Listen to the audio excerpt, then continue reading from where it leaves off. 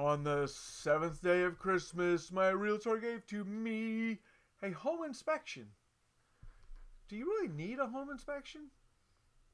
You do. I think you absolutely should have a home inspection every time, even if it's new construction. Been there, done that, got the t-shirt, they still found problems with the house. Things that need to be fixed. You're getting ready to spend several $100,000 of your money. Biggest purchase you've probably ever made in your life. You would like to know what you're purchasing.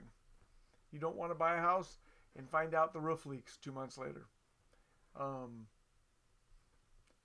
So who in Washington State, who can do a home inspection? In Washington State, you have two choices. Either you can do the home inspection, or you can hire a licensed home inspector. I highly recommend that you hire a home inspector. You may have 20 years of experience in building houses, but you're still going to miss stuff. A licensed home inspector, this is what they do every day for a living, and they see lots more things in different types of houses than you probably have ever seen, and they're going to do a better job. What you really want is your home inspector is going to get up on the roof and look at the roof. They're going to get up in the attic. They're going to look for, is there insulation in the attic? Are there rats living in the attic? Is there a water leak in the attic? They're going to crawl underneath the house. They're going to look for a vapor barrier. Is there insulation under the house? Are there termites or rats living down there? They're going to run all the appliances. They're going to run all the water, make sure the valves shut off, make sure you get hot water where you're supposed to get hot water, then the drain flows down and the furnace comes on when they turn it on and puts out heat.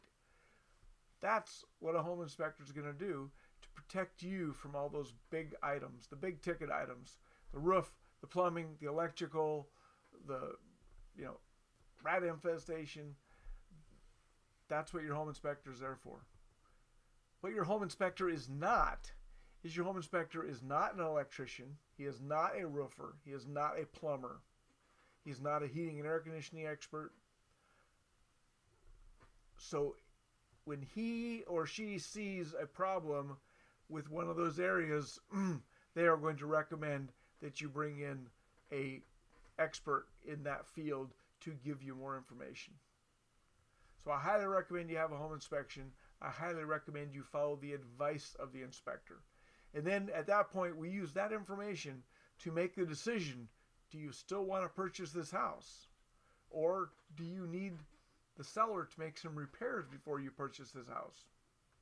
And that's a conversation you're going to have with your real estate broker after the inspection is complete and you have your report. The other thing I want to say is you definitely want to be there to have that conversation with the inspector at the end of the inspection.